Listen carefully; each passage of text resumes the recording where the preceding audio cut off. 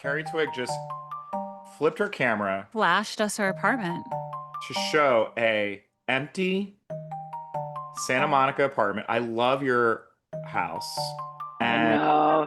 It is the best You're apartment sitting I've on the ever daybed. had. I've been on that daybed. I am sitting on the daybed because I don't have a table anymore. I don't have a desk anymore. Yeah. This has been the best apartment I've ever had, but it's time to go. It's a great spot. It's a great spot. this is And break. if Well, I get an apartment in DC now, which is great for me. Like I'm losing a Santa Monica apartment, but like honestly, how often am I there? So handy. well, this is the Their thing. guest room. What's the guest room scenario? Brad and I need to know. Yeah. Oh, well, Brad has a house in DC, but there I will always have a guest room. I don't play around. You know, I'm always trying to get everyone to spend the night.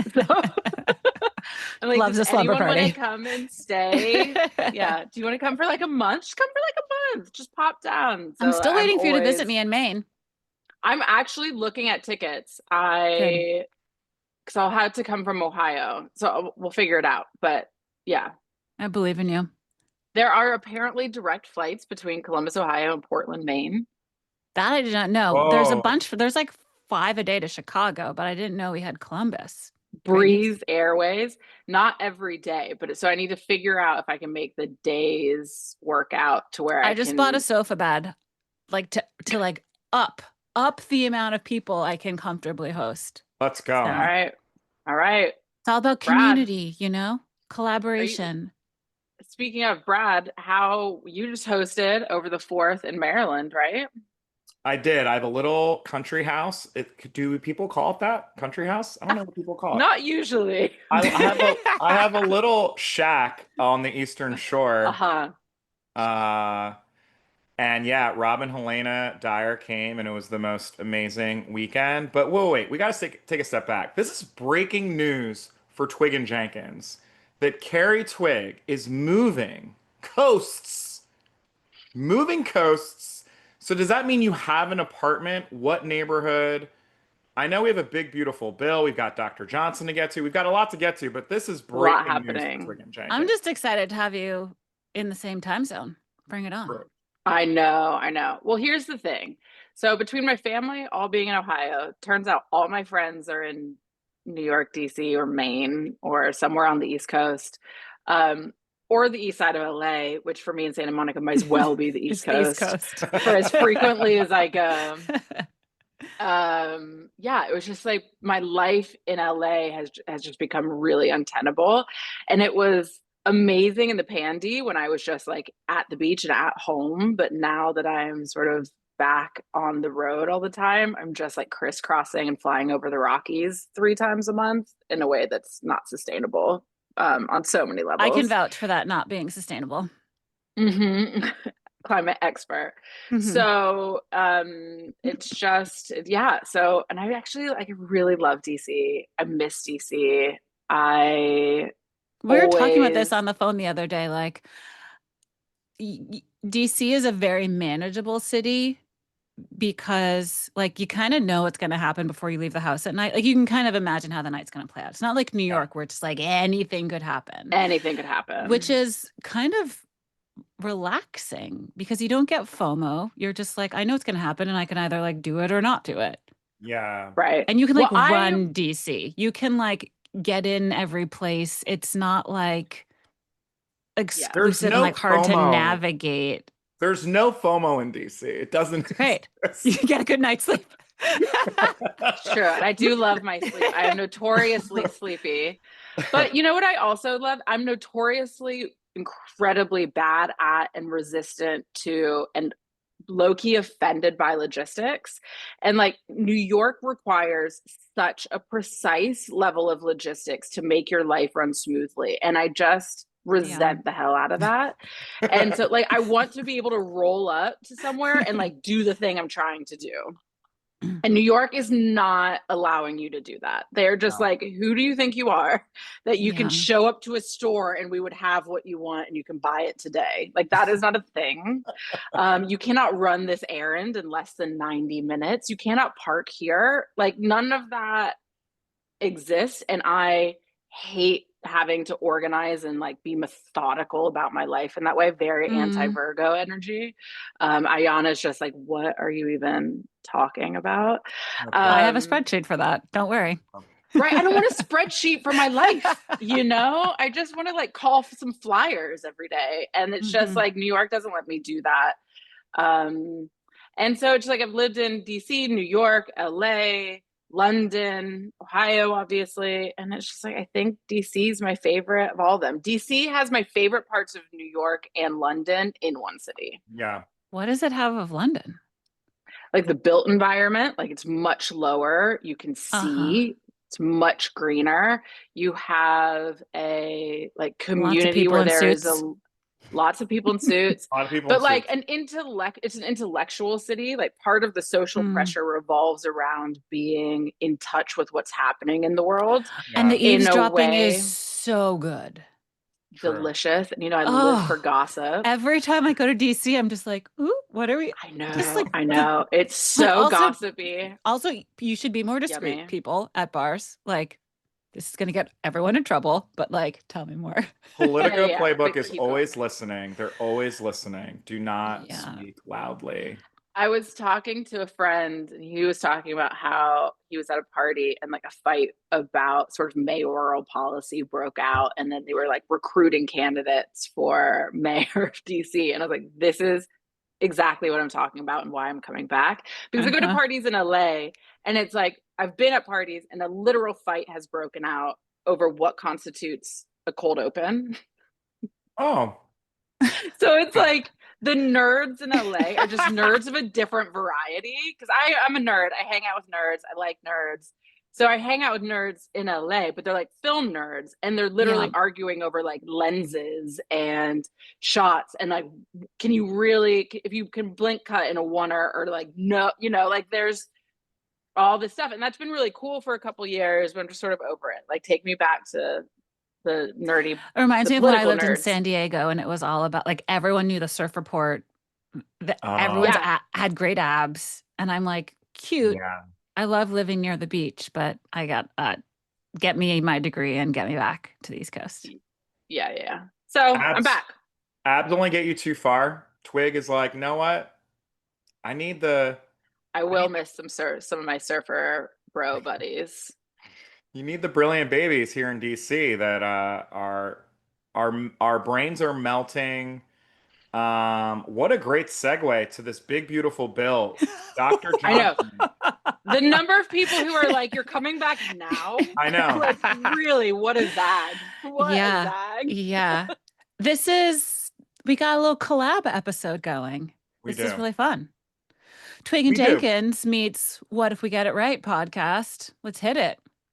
That's right. Let's do it. But I feel like we need to rename it to Twigg and Jenkins. What if we get it wrong? Because that's what just happened this past week. Yeah, getting it right just got a lot harder on many fronts.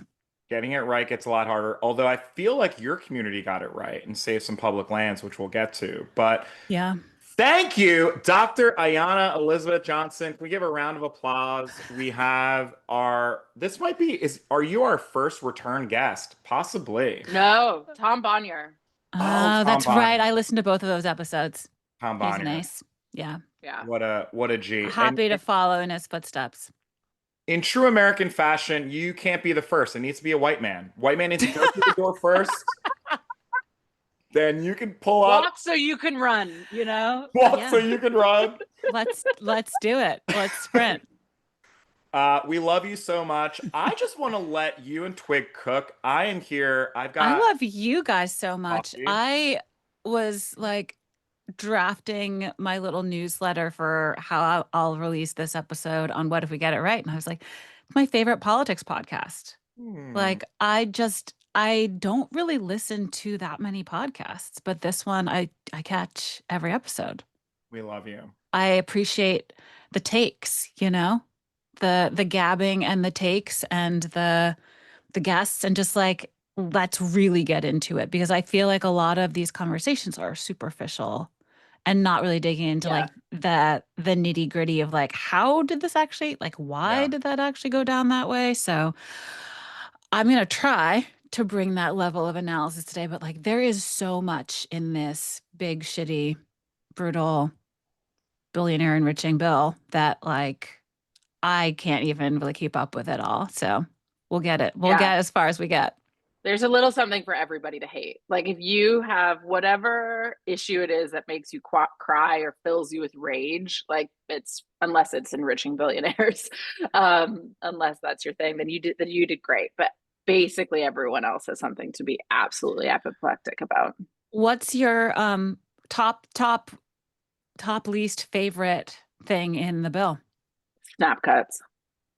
Mm-hmm. Like to me, it is unconscionable that children are hungry in America. It is that children are hungry anywhere in the world. If we cannot feed children, we are a failed society, and it is a like moral failing how undernourished we allow children to be in this country, that we allow them to go to school hungry and not feed them at school, that we cut their, like in my world, children, any child anywhere in America can walk into any store, any restaurant and be fed and like walk out.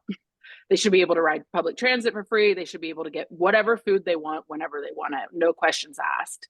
And that is not an enduring policy value, political value, human value.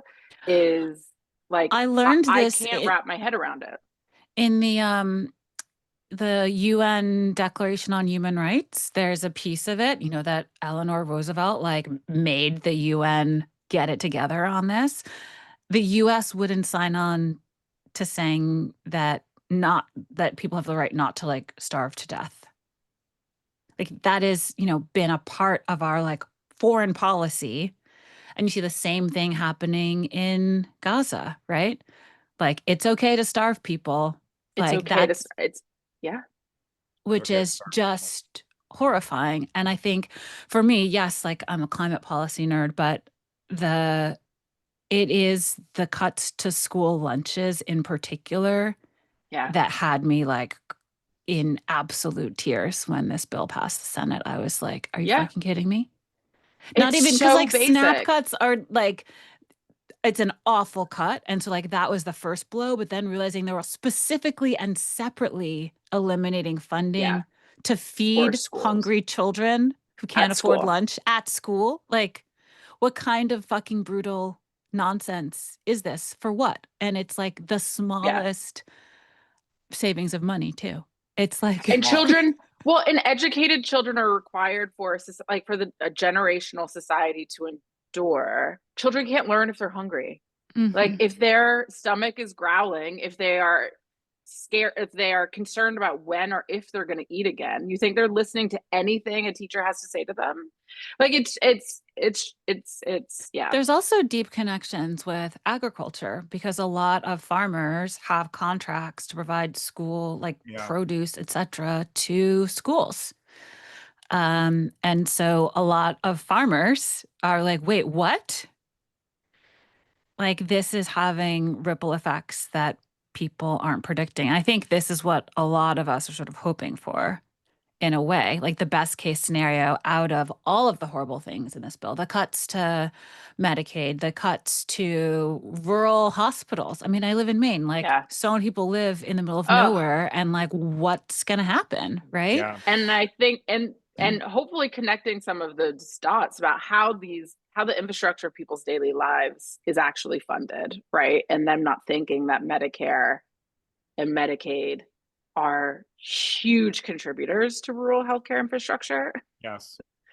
And I think something like half of children in the US get some of their healthcare through that too. I mean, how like the child hating of it all is definitely it's like so the top. What about you, Brad? It's the Medicaid cuts just because you can look, there's a one-to-one graph. I wish maybe we'll pull it up in the post of the cuts to Medicaid, which, as much as Republicans talk shit about cutting Obamacare and cutting healthcare, et cetera, Medicaid always became the thing that they're like, all right, we're not going to touch that. You know why?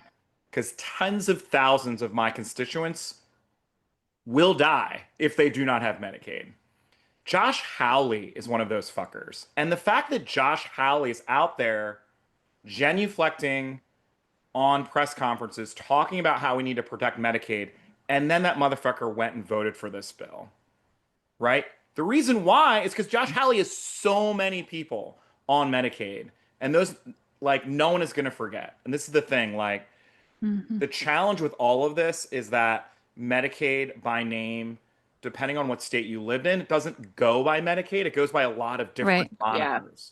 So if you were to tell someone in Missouri or tell someone in Montana what the actual name of the program is, people would be up in arms. But the fact that that Medicaid cut went straight line to line to tax cuts for billionaires, like that's how they paid for it. Well, they didn't even pay for it And they because didn't it's even pay still for adding it. over $3 trillion to the Very good national point. deficit. They didn't even pay for it. But I just mean, Also, the craziest part about the tax cuts to the wealthy for me is though the amount of tax that they're saving is so small I to know. those people. Yes. Like a person Proportionally. Yes. with $20 billion saving 250,000 on their taxes, it truly doesn't matter to them. Like it makes no difference They to their make that an quality of life. interest.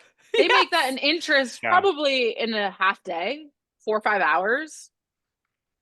To That's them the it part, matters like it though. truly, They're crazy. like, yeah. Anyway, Well, it's the principle. It's that like Yes. classic, like the spirit versus the letter.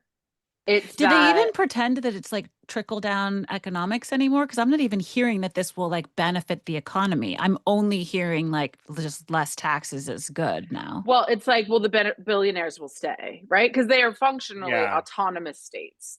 Like these individuals are We autonomous want them to stay in nations. America. That's why we're giving them tax cuts. Well, that's sort of the only argument I hear about is like, well, they're job I haven't creators, heard. they're producers, and so we need to like demonstrate that we appreciate them by bending over at every possible turn. It's brutal. I'm heartbroken by, I think,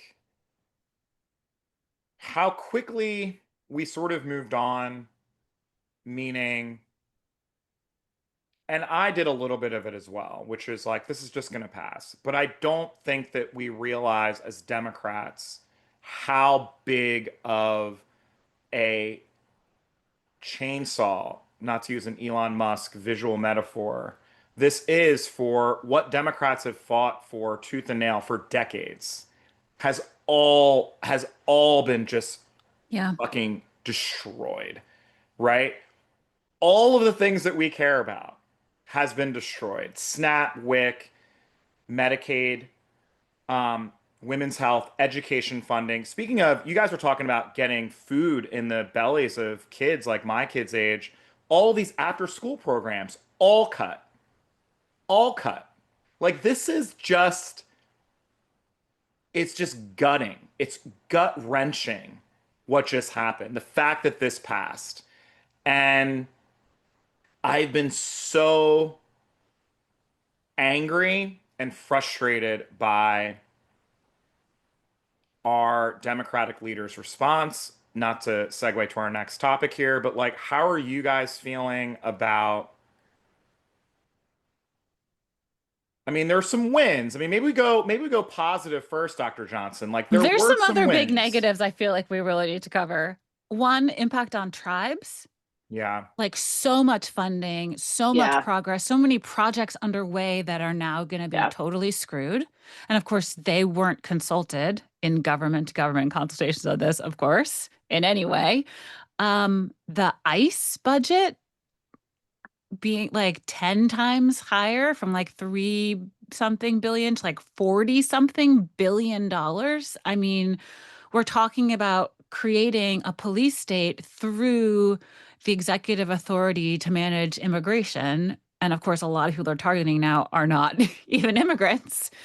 And like just the way that I walk through the world feels different, knowing that like as an American citizen, the things that I had expected in terms of safety and security in this country on a basic level Yeah. and the birthright citizen case and all of that, like this is a totally different landscape for what it means to be an American, who counts, what the process is for vetting that, and how we may or may not feel walking down the street or engaging in any sort of speaking out or activism. Like I was at a 4th of July like fireworks thing up in Portland, Maine. There were like 100 police there, all like, you know, in their full gear. And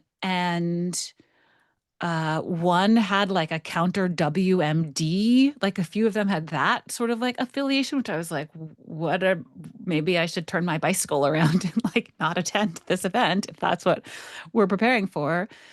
Um, and just like having to stand for the national anthem played by the local orchestra the day that this bill was signed into law, which I did because I was like, am I going to get narked?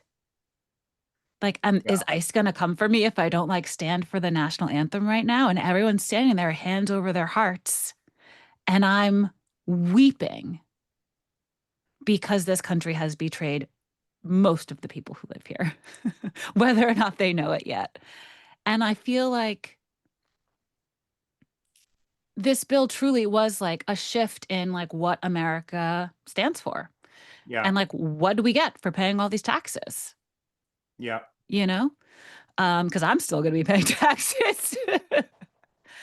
So anyway, I feel like it's been like really hit me at a gut level. But, you know, a lot of people don't yet know what's in this bill or aren't clear how it's going to affect them. And, you know, that's sort of by design, right? Delaying the implementation date of different measures Yes. for when the funding will be cut for Medicaid or et cetera, so that it's after the midterm elections. But what I read today was like hospitals are making their budgets now and making Now. changes now That's right. because they have to anticipate these scenarios. So like we're going to start losing services sooner than the implementation date of some of this, you know, late 2026 implementation deadlines.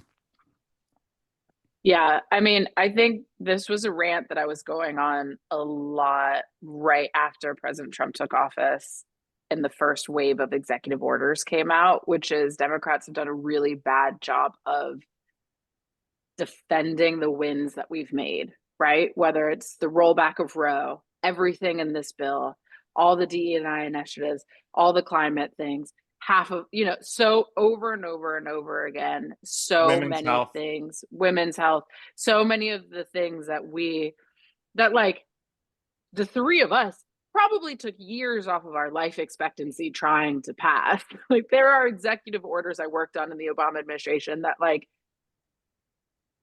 probably shortened my lifespan. They were so stressful, right?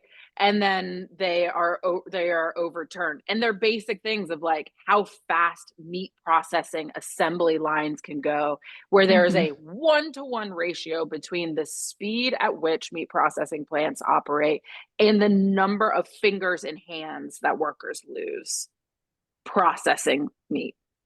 Like it's outrageous.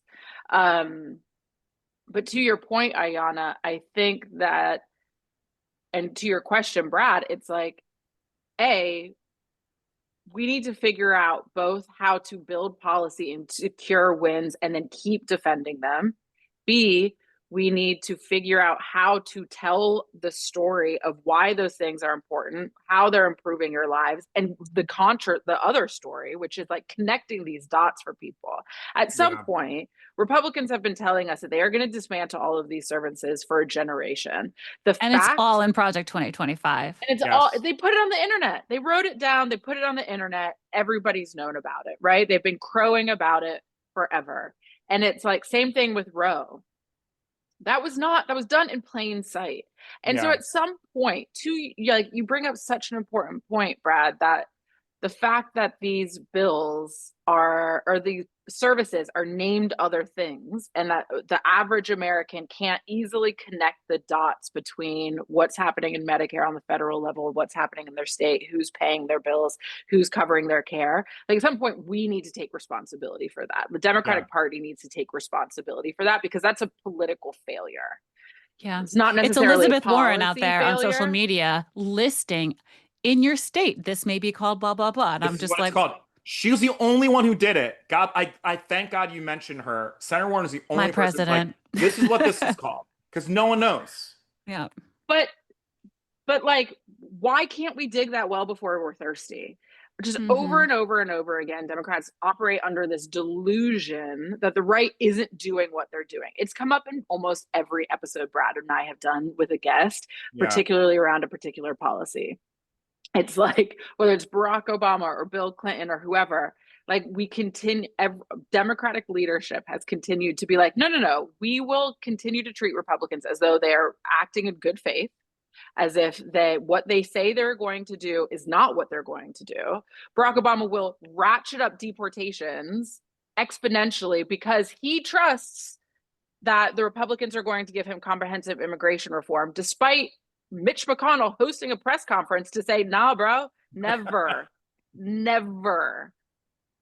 And yet we continue just to be like, maybe it won't be like, I just don't. I am really frustrated by our continual lack of both policy aggressiveness, but also message and political aggressiveness. So But also that just like naivete. exactly, Like, why would what you? are we doing? Like, it's not even that they're lying to us and we're buying the lie. It's like they're telling us what they're going to do. And we're like, no, they're not going to do that. That's too mean. You That's wouldn't too mean. do something That'd so be mean. irresponsible. These guys, it's unbelievable to me. And then you talk about this exact moment. In this exact moment, and we have Hakeem out here posing with a baseball bat. Like, it's such an I am so... And someone just sent me a post of him the other day, like leaning against a bench in Brooklyn, which has been so photoshopped to make him look skinny that like the bench shape is twisted. I'm like, It's okay, so you bad. guys, we're just a bunch of jokers. It's embarrassing. And then, and that, and it's creating an environment that is so ripe for further charlatanry of Elon Musk in this new America part. Like, it's just, someone needs to get their hands around it. It's such Someone a disaster. needs to get their hands around it. The other thing I love, Jon Stewart, of course, just eviscerated the Democrats, which I'm sure they I need to watch this. Greatly appreciate. Talked about Hakeem Jeffries and his baseball bat, which was incredible, but then also talked about Chuck Schumer and the Senate Dems taking a big victory by renaming the bill before it was passed from the big, beautiful bill. Did you guys see this? No. Oh, so God. Chuck Schumer takes a victory lap because he was like, you know what? It's no longer going to be called the big, beautiful bill. And that's because of me. It's now called the Act. And we're like, what? Why? What are we doing? Like, what actually are we doing here? I think the TikTokification has rotted our brains. My kids use brain rot all the time. I never really understood what brain rot was. Like Sadie and Oscar talk about it all the time. Brain rot, brain rot. There's no more encapsulation of the term brain rot than Hakeem Jeffries and Chuck Schumer's social media feeds. Because they're trying so desperately, cringe-worthy levels of being cool. We don't need you to be cool right now.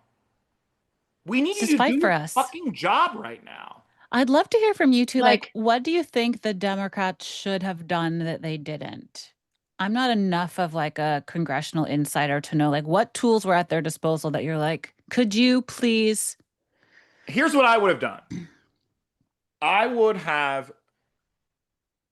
They did a little bit of this. There's a press conference on like on the steps of the Capitol, all the members, and I think Twigg and I talked a little bit about this, where like they actually called out specific members of Congress. I think they called out like 12 members of Congress and these are the poorest districts in the United States, and they're like, speaking of Congressman Hawley, how can you pass this bill when 20,000 of your constituents are getting thrown off of healthcare? All well and good. I think that there should have been two things. Andy Kim gave us this idea. Why did Democrats not put forward our own version of what this budget bill should have looked like as a comparison, as a one-to-one? Here's what Democrats stand for. Here's what Republicans stand for. Yeah. There was no comp. So when they introduced this bill, which was fucking rotten to the core, and they pass it in the dead of night, no one has time to read it. No one knows. 990 pages. The members of Congress didn't even know what is in it. No one even knows what's in it.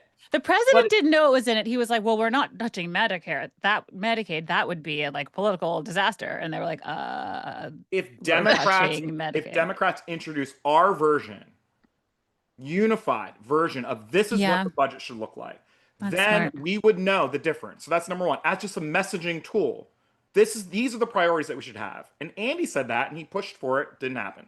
Number two, call out these fucking bullshit Senate Republicans.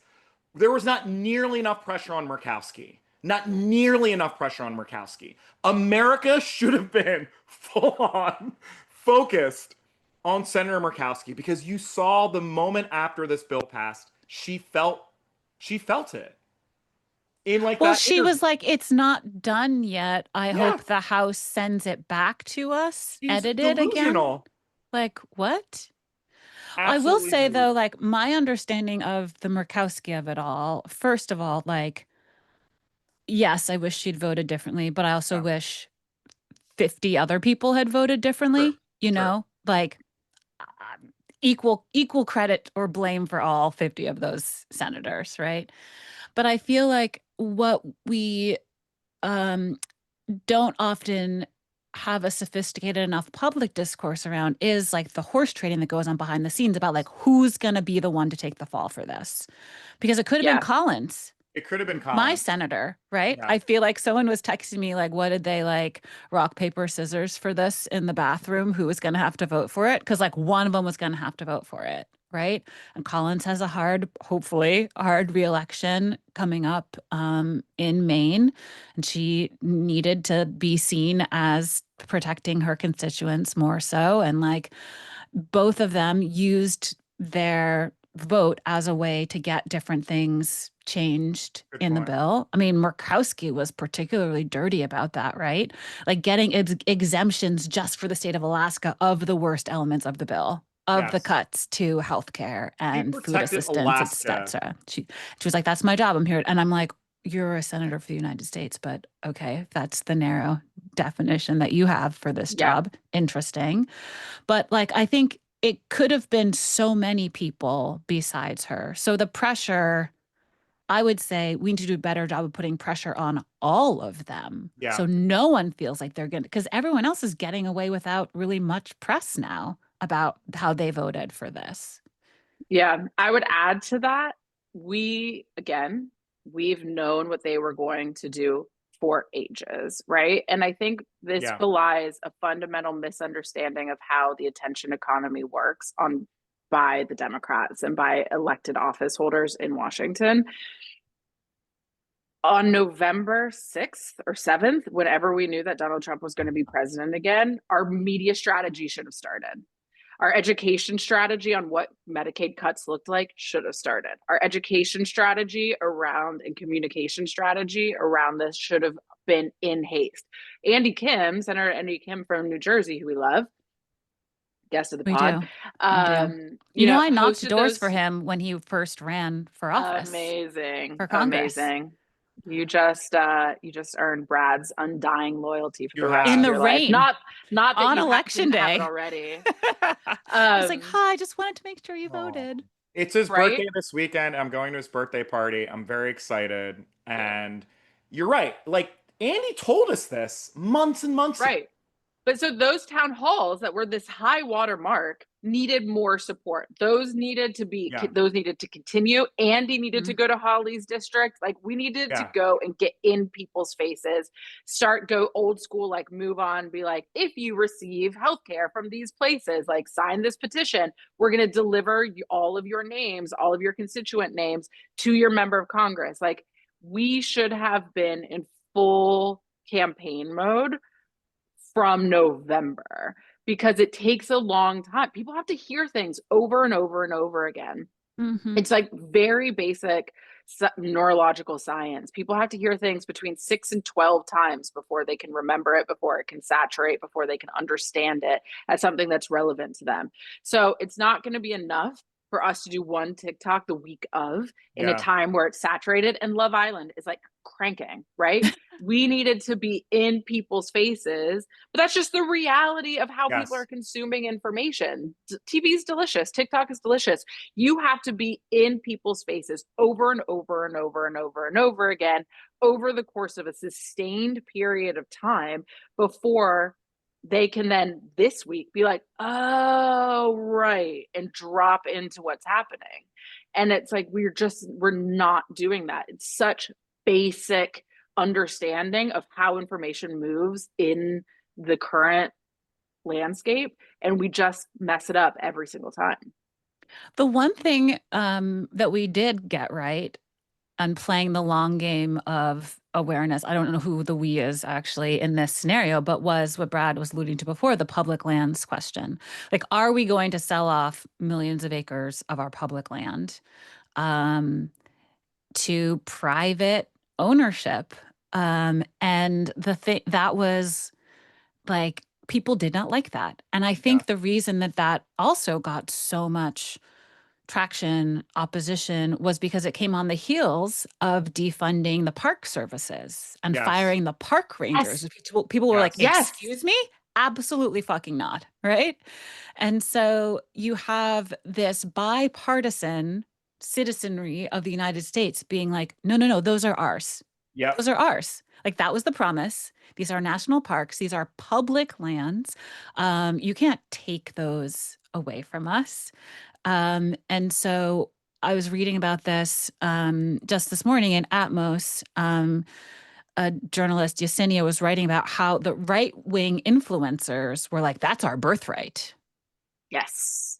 And that's when stuff starts to shift, right? When you have people understand that the government is taking something away that you thought was yours, that you understood your tax dollars and your government was there to do. Yeah. And so I feel like the 1-2 punch of the park ranger firings and then the backlash being so harsh that they actually did rehire and like refund some of that stuff. And then this came on the heels of that. People were like, no, we already told you no. And so this dropping the sale of public lands was actually something I believe was insisted upon by the governor of Utah, Yep. Yeah. who was like, no, I will not sign this bill if you're going to sell off our public lands. Like, this is so important to my constituents, to our state. And this was only really like Western states that have like huge swaths of public lands, 11 states out there that were going to be affected by this. And that was definitely a win, because if we think about how long policy cycles take and how permanent the Yes. impacts of some things, you're not getting that land back. Back. No. It's Yeah. Once gone that's forever. sold, that's gone. And That's so right. that was Exactly. like, I do not, obviously, I'm like very against the cuts to healthcare, food assistance, et cetera, et cetera. But like, you could refund those things in the future. And it's really hard to ramp back up rural hospitals that have been shut down, for example. But it's really easy to start feeding kids in school again. Like, you could just do Yeah. that. Yeah. And so I feel like one of the lenses I looked at on policy in this bill is like, how hard is it going to be to undo this? And that was a big one. And it definitely, like, some, members of Congress withheld their votes because specifically of that. But I have to say, like, this bill still does, as is my understanding, like, open up more public lands to oil and gas drilling and to logging. So it's It not does. at all a clear victory. Um, so there's Yeah. It that. does, but Ayana, you're saying, and what you're saying and Twigg is saying is exactly right, which is the community that was yelling from the rooftops, protesting in front of public parks, storytelling on Instagram and TikTok, like park rangers and just people that love nature and the national parks, that happened during Doge. So you had this long runway of a nonstop campaign on my, like, I was deluged with it, and I don't hike. I don't go. I am the most. I'm just in my basement every day. Like, I don't hike, and you would not. Carrie and I are the outdoorsy ones on this. You're the outdoorsy A one. 100%. You guys find the beautiful tall white guys that go hiking with you. I don't have that in my life. Oh, God. I don't have that in my life. So we've got extras. you've can got, borrow. you've got extras I can use. It's such a true and just devastating read. You've got extras I can use. Love you, Zach. You Love can you, Zach. absolutely Love all you find white guys. either. But- You can absolutely find either of us hiking with white dudes almost at any given day, Almost Or every day. together. Or together. Pastime. or together. So those guys were, all of those people were mobilized already to strip out this bullshit in this bill. And here's the thing I will say. This is going to be, you know, God bless my friends at the DNC and God bless my friends, my Democratic friends. That got stripped out. That's success. The Democrats can't claim anything at all.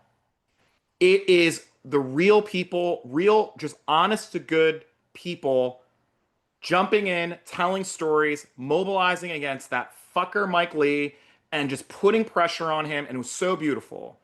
What the fuck did Democrats do? What did they strip out? I'm actually like angry about it. Like, pick a thing. Pick a thing that they protected.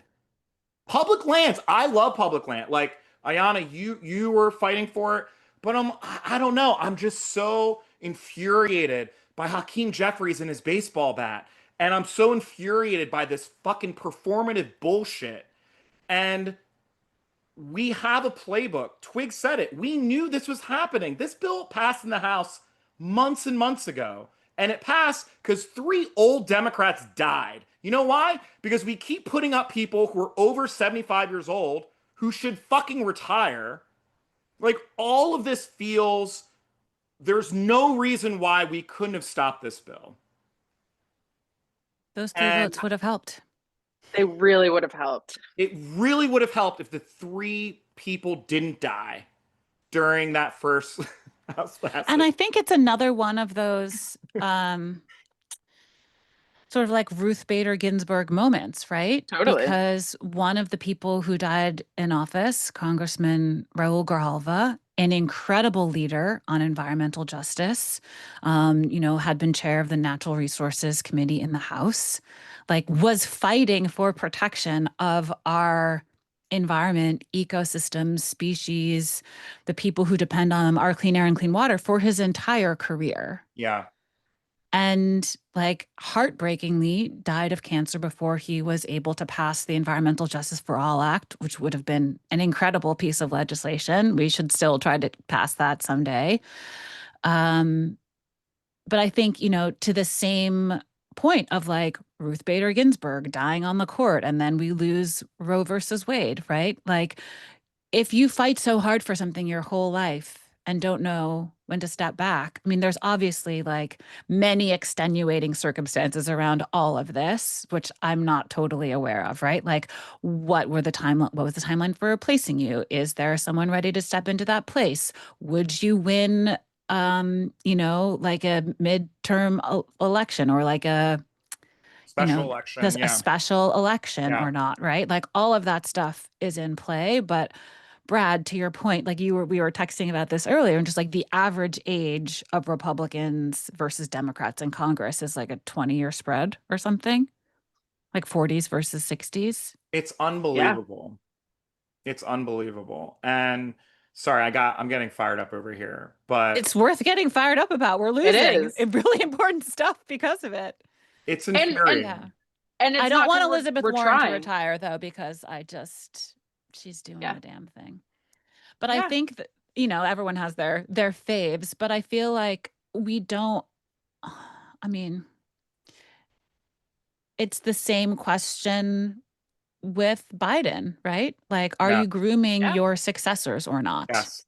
That's part of the job, is to make sure that the policies you've been advocating for stay in place.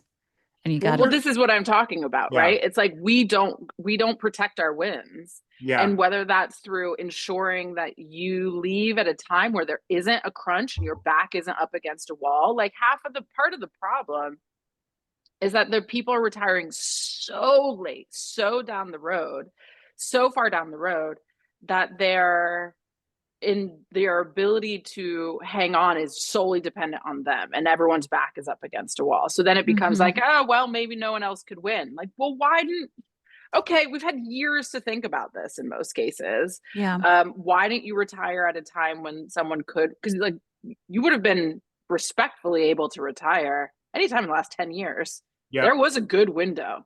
Like Mhm. Ruth, there was a great window for you to retire. And it's incredibly, incredibly frustrating. Because we are in such a time where things are coming down to the wire, that like these are unforced errors in a way I, that I think is really infuriating. I wonder if part of it is like, okay, hot take, feel free to tear it apart. I wonder if part of it is like American culture not like really respecting our elders. And so if you're not in an official position with a title, you're like immediately irrelevant. And I don't know what goes on behind the scenes in politics, like how many people are calling ex-presidents for advice or whatever. But I feel like there's this thing where people become obsolete if they don't have a job title. Yeah. And that makes, I think people are much more reluctant to retire because, like, what are they going to do? You know, if they're retiring at 70 and they live to be 85 and everyone likes their grandkids, but like they need a project and they need to feel useful, like it to be human, like you want to feel like you're contributing to something. And I feel like, I don't know, maybe that's part of it. Twig always I think brought that's up. probably true. I think you're right. I think Twig brought up this really great point where we had a debate with a comedian, God bless Michael Yo, our favorite Blasian comedian, about term limits. And he's just like, look, these people are too old, like, get them out. And Twig is like, well, look, why is it that politics is the only profession where we don't value experience, right? And I remember this episode. of course, this gets to the nth degree of like, well, do we need experience with 72, 77, Sure. 78-year-olds? But I wonder why there can't be more of a celebration of elder congresspeople and senators. I think that, Ayana, you put it perfectly, where it's like you're passing the baton, but you're staying involved, right? Like when you are retiring and you're passing the baton to AOC, Chuck Schumer, because you need to do that immediately. Let's just be clear. You're still there. You're still helping them. You're still like you're not just piecing out and okay, maybe Twig is like we don't want Chuck I know Schumer. about that Bad one. example, bad example. But there are good people. Senator Warren is a good example. Senator Warren, there's still And so she, much. probably more than anyone else in Congress, has truly invested in training the next generation of leaders. There were Yes. more former Warren Yes. staffers, campaign staffers in her Senate office who became appointees for the Biden administration than Yes. any anyone other else. person. 100%. She and like Katie, what's her name? California Congresswoman with the whiteboard. That's like one of her Oh yeah. proteges as well. So I feel like yeah, there just aren't enough people investing in that. But there's also this part like you're old, you're sitting at home all day. You don't want to like, I don't know, take up gaming. Tennis isn't your thing. People want to like go to an office and do a thing. They want to have Yeah. that sort of structure and meaning. Maybe we need like a Congress there's Emeritus Club. Just like go. You Yes. can sit in the Sure. lounge. You can like watch the live stream on C-SPAN. You get like a title, like I think ambassador or that'd be something. great. Yeah. Well, first of all, members of Congress do have an honorific for life. So that already There you go. exists. But like that Give them a little I think clubhouse, you know? there's two problems. There's two I like it. problems. That's a I mean, reality show. it's called the Oh my Democratic God. Club. It's Would next watch door to the DNC. real-time roasting. Yes. Yeah. It's like, but it's called the The kids Democratic these Club. It days exists, of it all, guys. you know, I would watch. It exists. It's next Yeah. to the DNC. It's a Democratic Club. It's really clubby. They already, members of Congress go and can have lunch there and they can spend their time there. I think there's two things. It's like one, there is the like cultural Okay, I didn't issue invent that a we thing here, have huh? as a no, as an American society. There's a cultural issue that we have around not respecting our elders and like not Yeah. giving elderly people or older people like a place in society. I think there's a cultural issue within politics where people are so defined by their job and cultivate no other hobbies or interests, and so don't know what to do in Yeah. retirement. Yeah. I think But I think it's also, also reasonable that our members of Congress don't have time for a lot of hobbies because they should be exactly. like completely Sure. devoted to this. Sure, fine. And there's also, I think, the like none of that should matter. You need to leave. Hmm. Like, I you agree. know what I mean? It's also You're like smart. Figure out what to do with yourself. you're very smart. Figure out what to do with yourself and think about it maybe on the front end going in as opposed, Yes. and then maybe you will have less of an issue. And like I remember in my little way leaving the White House. I left the White House and there was still a year left in Barack Obama's term, right? In the second term. And your phone absolutely stops ringing. You absolutely take an ego hit around like reading stuff in the news, and you're just like, you guys did that? Like, no one told me, no one called me. Like, you wouldn't think to call me. I was working on that for 4 years. Like, maybe you should have, but no, like, time moves on without you, right? It's like, Hmm. and it is a hit to your ego, and that's what you talk to your therapist about. Like, fucking, it's you have to move on and you have to figure out what to do instead or go back, which I think is what people end up doing. But it's not, I don't think it's just the domain of people of people in their late 70s or 80s. I think it's just a nature of the business. You are you're a mission driven Yeah. person. That's why you're in But like politics. President Jimmy Carter, like why can't we have Found more a people like whole that? life. You Could you know? Found a imagine? Build whole like help life. with Habitat for Humanity, like build some houses, be helpful. Like there's a Go million be ways to helpful. be There's useful. so many things that you can do. And like the ego part of it, you need to talk to your therapist about or your pastor, Hmm. whatever, whoever it is, because like that is ruining Hmm. so much. And you know what? Young people don't want to hear from you. No one who takes, like, how many times have you taken a job and your predecessor wants to call you? You don't need to talk to your predecessor all the time. Like maybe every And I'd now and love some hot again, tips, but yeah. yeah, maybe every now and again, maybe a lunch at the top and then a check-in every year. But like no one wants old senators howling around talking about like, well, in my day, there's gonna be a handful of them that like know their place and like, oh, do you know this rule? Like do this, do that. I think it's actually really smart in Nancy Pelosi's case, who we know to be one of the best like Hmm. parliamentary tacticians the Democrats have ever had, to step down and be an emeritus, be a speaker emeritus, and be like, look over here, look over here. Now, don't think that that knowledge is necessarily transferred or reflecting at its best with Hakeem in this moment.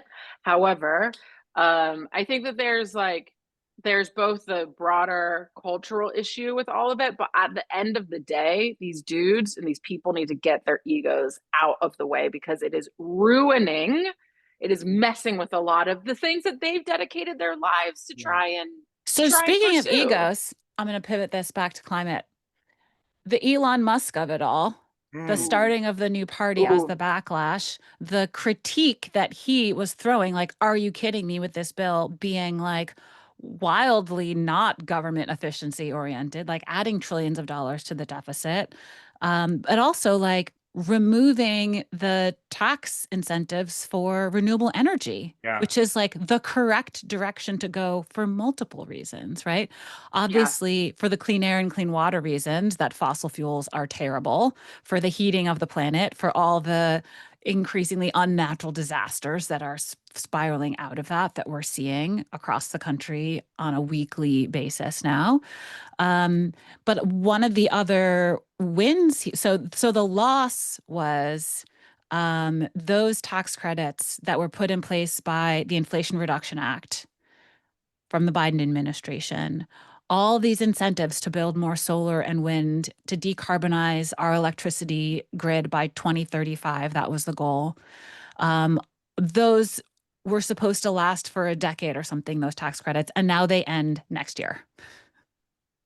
Yep. And in order to qualify for them, you now have to like reach a higher standard of like, if your project is like started by a certain date, within 12 months of construction is underway, then you can still obtain the tax credits for your project.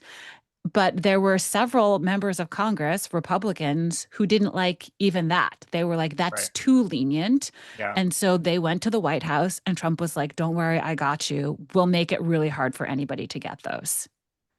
And he actually signed an executive order yesterday called Ending Market Distorting Subsidies for Unreliable Foreign Controlled Energy Sources.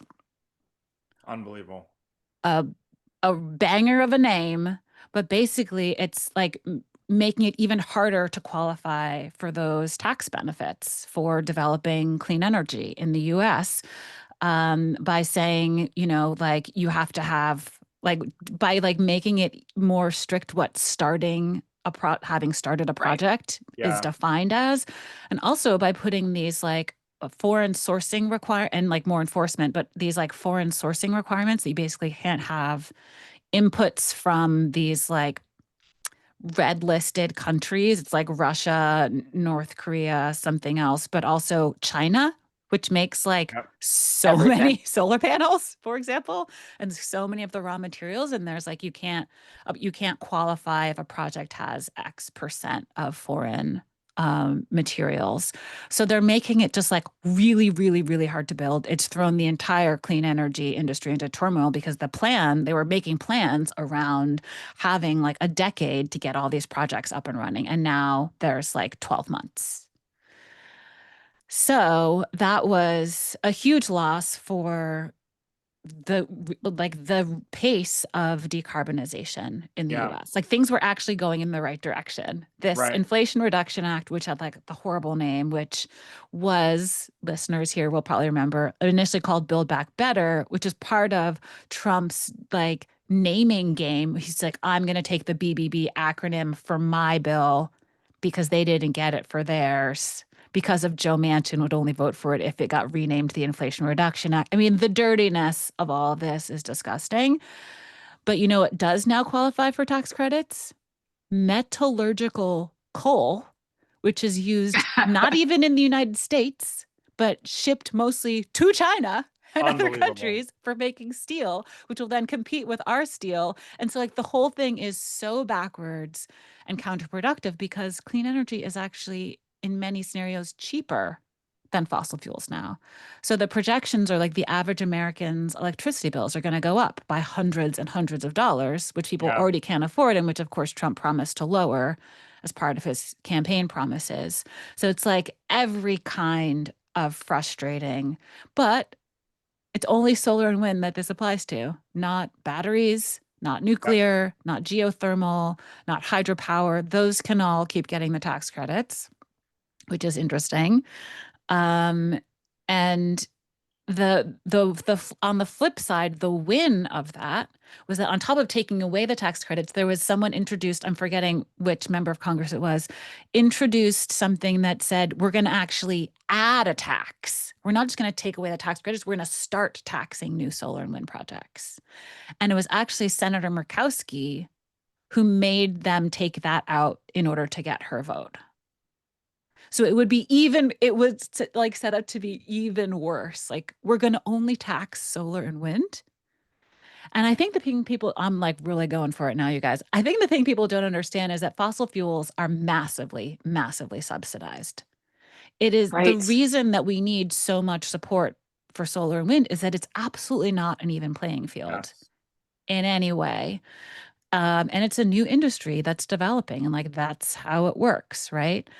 So I think it's been just like a real awakening that even though the vast majority of the jobs and the manufacturing from the Inflation Reduction Act tax credits, all the battery factories that have opened in the South, the solar and wind projects in the Midwest, in Texas, it's jobs in red states that are going to be lost. I know. It's tax bills for all of us, electricity bills for all of us that are going to go up. Like, this is hurting their constituents The more than most. anybody Yeah. else. Well, and that Not relates And to all of the policies, right? Like if you go through all yeah, of these cuts and who is actually going to feel the brunt of it, it's all communities for the most part in red states. And those are all the communities that their senators voted for.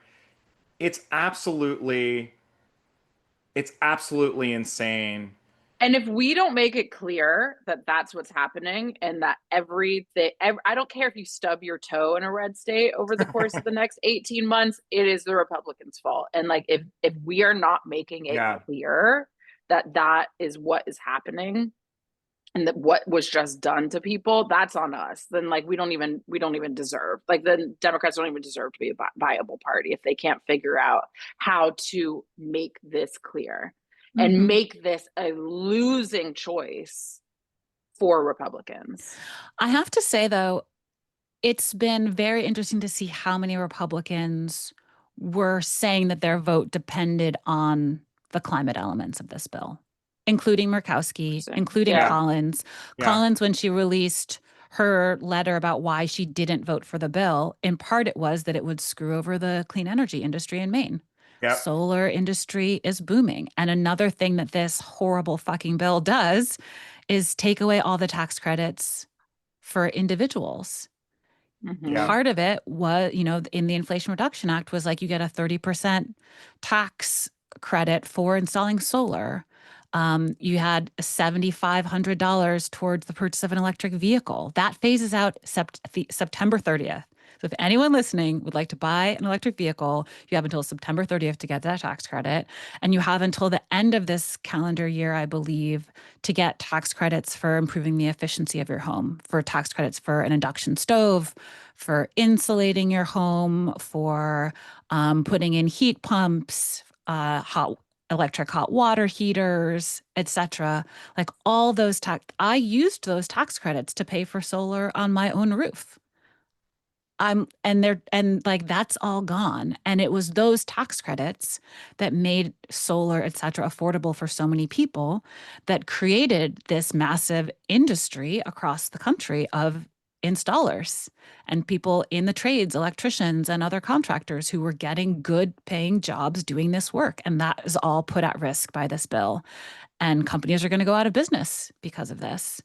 So I feel like that's something that I haven't really heard a lot of people talk about, is just like part of the clean energy transition was supported like majorly by the Inflation Reduction Act, as well as just the economics of clean energy making a lot of sense right now. Like it's Texas and Iowa that have the most wind energy, for example, because it just like makes sense, not because they're a bunch of hippies, right? So seriously, if anyone's listening who wants to make some improvements of your house, you have like mere months to get that project done. Yeah. Clip it. So much for taking August off.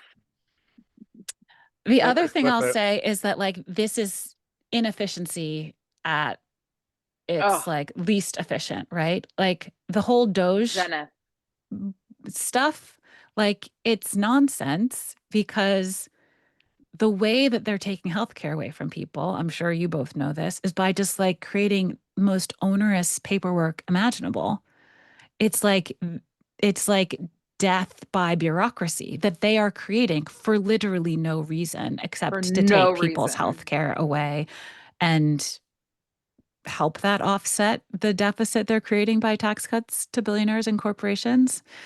So I think that's another message the Democrats need to be like really clear on, is like, this is not only horrific for our quality of life, this is an absolutely inefficient way to make any sort of changes. Well, and I think that's it's so exposing of the total farce and just like the total bullshit of any kind of desire for government efficiency, any sort of like it's the whole thing is a charade and it's a spectacle. And again, if we can't figure out how to expose that, like they're giving us, yes, they're giving us their roadmap of how they plan to defeat us and what they plan to do if they win, but they're also giving us a lot of fodder to expose them for exactly like the callous, sort of reckless, disingenuous, completely bankrupt, morally bankrupt party and people that they are. And if we can't figure out how to make that work, then I don't even know what we're doing here. Well, there's a great example of that, which is the flooding in Hill Country, Texas. Just in the last few days, over 100 people died. So devastating. And, where's FEMA in the response? Yeah. Well, we cut so much of the funding. They're planning to cut so much more funding for weather prediction. There's all these vacant positions in the National Weather Service, et cetera. It seems like specifically the person in Texas whose job it is to take the alert. So the forecast was made in the middle of the night. The person who would typically be on call and would get that information to the people who can distribute the information took the Doge buyout. And so that job is vacant. It seems like from one of my emergency management expert friends, it seems like the alert did properly go out despite that vacancy, but that is like a sign of what's to come. Yes. Yeah. If we keep cutting funding for weather prediction, for climate research and projections, they just shut down climate.gov. Why? Because it was costing like $10 a year for hosting the website? No, because they don't want us to have this information, right? Slashing funding for coastal resilience, which obviously we need better coastal protections to think about dealing with impacts of storms and sea level rise, gutting FEMA, like all of this is of a piece. There's this budget, but then there's all of the other sort of executive branch decisions that are being made that make us so much less safe. They've talked about just like eliminating FEMA and having states do all emergency management. And I actually logged on to the White House website to read the executive order about climate that was released yesterday about the tax cut, the tax benefits for solar and wind. And I saw that there were two other executive orders signed on July 3rd. One was making America beautiful again by improving our national parks, which I'm like, you could just not defund them would be great. Yeah. I don't actually need an executive order talking about how you care about it. And another separate executive order, which also should have been just folded into that first one, which was establishing the president's Make America Beautiful Again commission to talk about how to, deal with a backlog of maintenance projects and national parks and how these are very special areas to us. So clearly they have heard the people say, do not fuck with our national parks.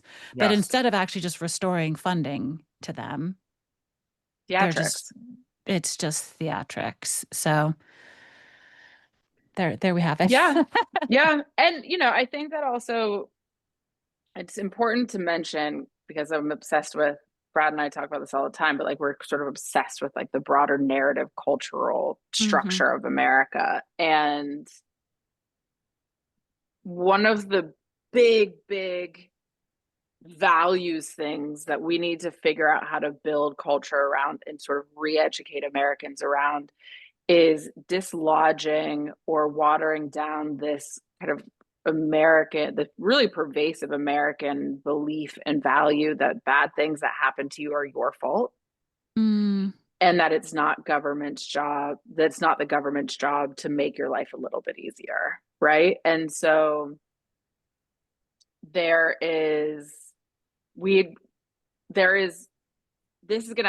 happened in Texas. And there's going to be a big portion of the population that it's well, that has nothing to do with the government. They can't stop flooding. And it's but baby, they can't. Okay, we cannot stop weather, but we can. There's so many ways that government can and should help you.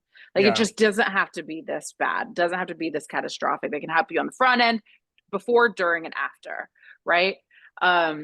If you get sick and you then have these mounting medical bills. It doesn't have to be that way. It's not the government's fault you got sick, maybe depending on where you live and the environmental policy, but potentially not.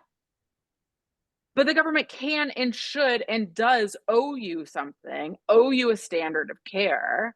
That means you don't go bankrupt. That means you're not choosing between medical care and your kids' little league game or field trip, or your care and your mom's care, or your hair. Yeah, this is a rich country.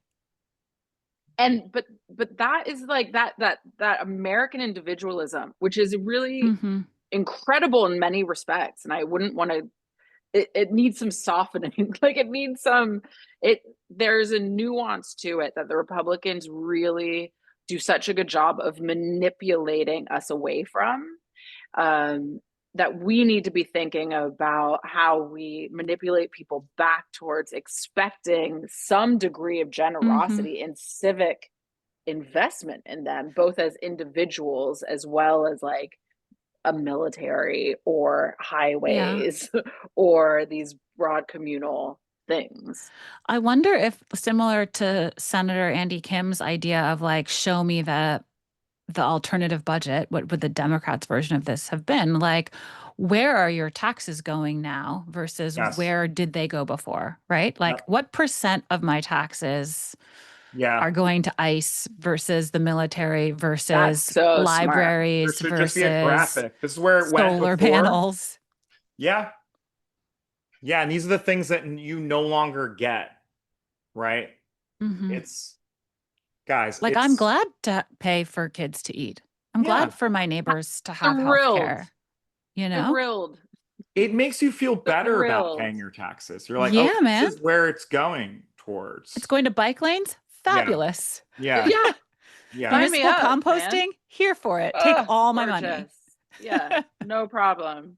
All right, team. So Honestly. we're going to end on, I think, a positive note because this has been a bit of a bummer of an episode. And I have not cried one time, which I think Carrie should really commend me on.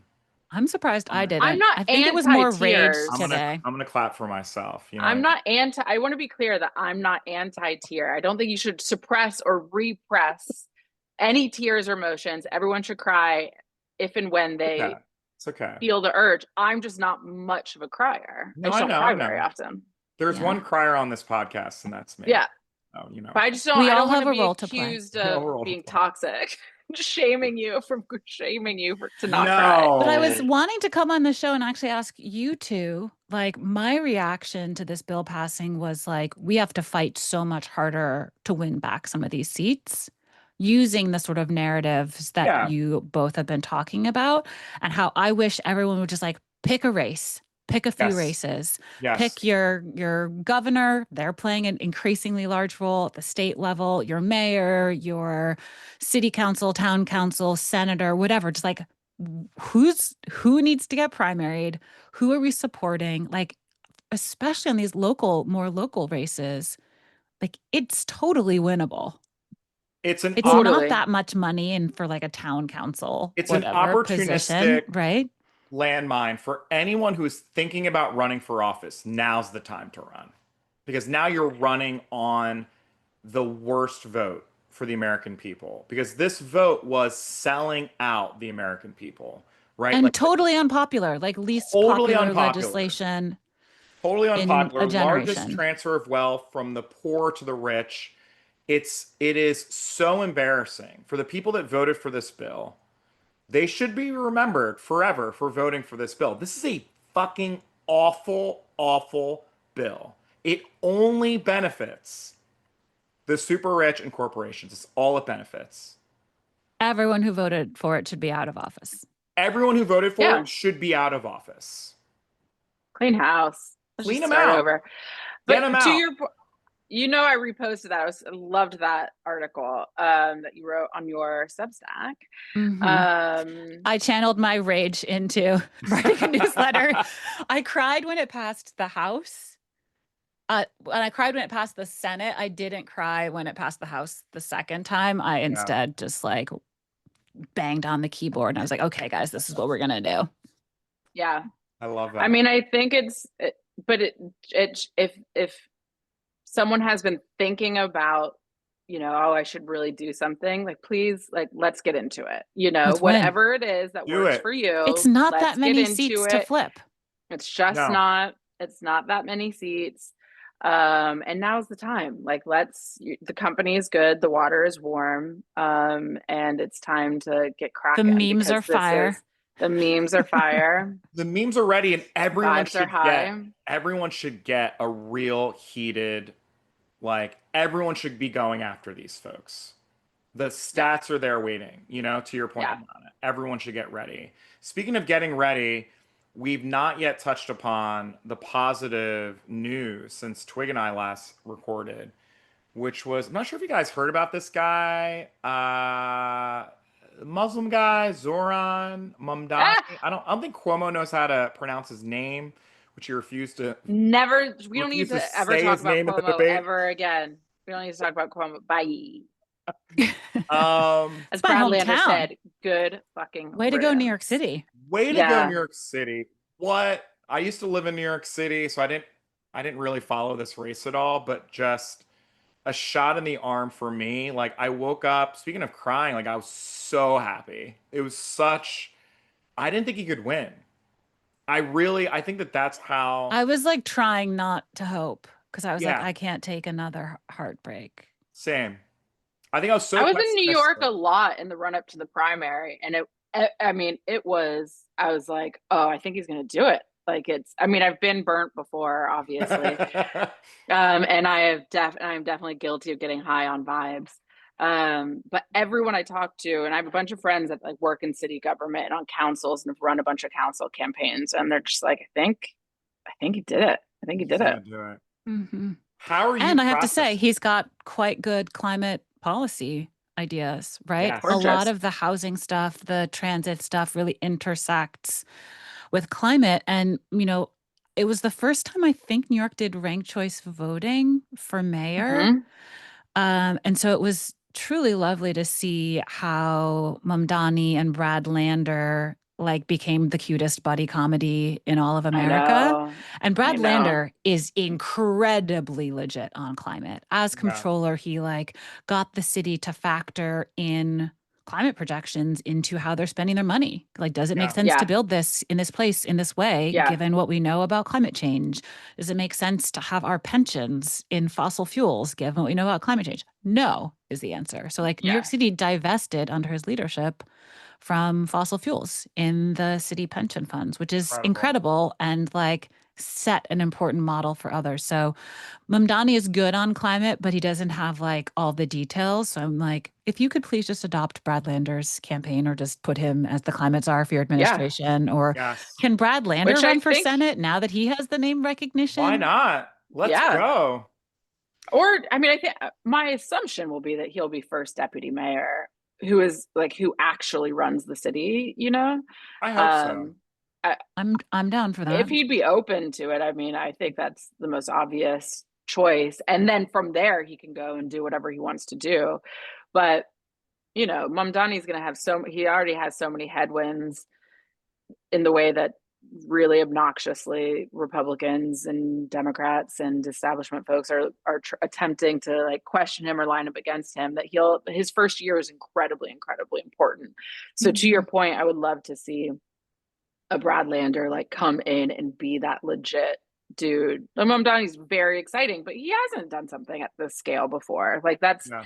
not a knock. Doesn't mean it's not a disqualifying knock in No, my but view. like he needs the right team. But the team needs to be like Yeah. precise. So Immaculate. immaculate, as the kids would say. But that would be really exciting. And his mom is a hell of a filmmaker. We've known his mom for a long time. Incredible. And it was very, very exciting to watch all of that happen. Guys, we Brad, gotta run. when you were saying that we need to talk about the good news and the update for Carrie, I thought you meant the Beyonce concert she went to on July 4th I in mean, DC, great point. which I like that is saw a few Instagram stories. that is But the that is the Beyonce Americana of it all, can you give us like, that's the best way to close. Let's go. give it to us? How was the I yance? mean, if you have not gone to Cowboy Carter, please do. Just organize your life in a way that you can make it to some of the remaining There's only show 3 more, right? dates. 2 or 3 more dates, I think so. Yeah. Do everything you can to get there. She is just one of the greatest performers.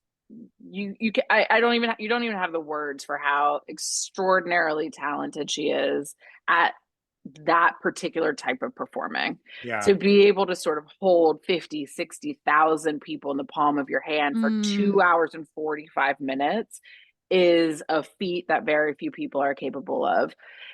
it's like seeing MJ in 97. Like, just go and see it. It's greatness. You're watching greatness. You're watching someone who will not do this forever do something extraordinary. And then I think in particular, she has really become such an interesting political artist over the course of her career. And like in so many ways, like we grew up with her, like she's been famous since we were teenagers. And watching her kind of go from Destiny's Child, that was, low key political in the way that just like being a Black woman is political, and like navigating partnerships or advocate or articulating a sense of independence or financial and all the things that like low key soft political, soft feminism over the course of her career. I don't think any of that's new. Say my But name. Say my name. Say my name. There you go. Good feminism. Contribution. Great contribution. To the left, Brad. To the left. To the left. But sort of her really sophisticated analysis of like what America is, what it could be, what it should be, Black people's role in all of it, tied up in these really like artistically, creatively stunning and aesthetically excellent visuals, an incredible lyrical sort of echoing of both praising values but also offering a critique, and draping herself in the flag. But articulating it through a reclamation, bringing in the concept of like of a woman's body and using her body as a vehicle for like the nature of what America is. There's just so many layers. As a requiem. It's so nuanced and so sophisticated, and so Beyonce, while also like staying in her aesthetic and her language and in her point of view. It was just really sophisticated. I was really blown away. My sister and I have a tradition. We go and see her together. And so we did the Miss Carter World Tour, which is like, great, fine, amazing. We did Renaissance, which had really powerful things to say, I think, about an individual freedom. But this was like such a step up in terms of the argument and the discourse she's having about like this present moment in America's contradictions. What do you think she's saying about democracy in this moment? From the like images that I've seen, she's got like a point of view, a critique. I think her whole thing, and like I don't want the hive to tear me apart because there's really sophisticated analysis about all of this, and people are doing really great like TikToks and stuff about all of this. But I think what she is saying is that anything about America, any virtue and any vice, is human made. That we have made it, that we have chosen it, that it has been constructed. And everything good about America we have built. Everything bad about America has also similarly been built and been designed. None of this is happening on accident. All of it's a choice. All of it is a articulation of a value, a vision, a belief system, and is done so both to, through, and like with a body. And so I think what she's saying specifically about democracy is like, it's a choice. All of this is a choice. All of this will be built with your body, for your body, or will be done to your body. Where are you in that mix? Yeah. Incredible. We're gonna have to live it through you. Yeah, it's so good. It's so good. Hopefully they're also shooting a doc. Ooh, they better. Are they? Is that confirmed, or you just assume? Or hopefully they are. I bet she's a committed archivist, so yeah, I'd bet all my money in the world that there is a doc being made. Whether that will ever be released, who knows? But I'm sure there's enough. The footage is there, just whether or not she cares enough to show anybody or is sitting on it and waiting, who knows? But yeah, it was, I'm still like riveted by it. I'm thinking about it constantly. It's such an interesting counterpoint to, you saw that the day this bill was signed Right. by President Trump, and like what America is versus what it could be is like so stark. Yeah. And I think there's also something she is encouraging specifically Black people to do, which is to not cede, but I think it applies to everyone, but I think it is specifically to Black people, which is, you have already bled for this country. Like you own this. And so don't cede any power, any control, any agency, any authority. It's like, step into what you own. Yeah. And there's this picture of her, there's this visual of her in a veil showing the American flag, and she's covered in blood. And it's like that blood debt has already been paid. And so you own this thing. So like whatever America can be, if you choose to like take your ownership of it, this could be whatever you want it to be. But you have to step into that moment, right? You have to get out of this mentality that says that like America is something that happens to us, as opposed to something that is ours and that we should be taking more agency in the outcome of, and the building of, and the shaping of. Hopefully I don't get yelled at by the internet, by the Beehive. You know what, Beehive? But it was really powerful. You do not want that fire. No. Love the engagement. I don't want the smoke. Nope. No, we love thank you. you. I don't want it. I'll change my mind. I will capitulate. So we love Beyonce closing out this podcast, because it is, you're right. I think that that is what we are lacking, is vision. Like what is the vision? And so what if we get it right, as it were? There we go. Or like a little less wrong, maybe, you know? Right? We'll take that as well. If we get it as right as is possible in this moment. Yep. This was such a fun little collab debrief. I love Thank it. you.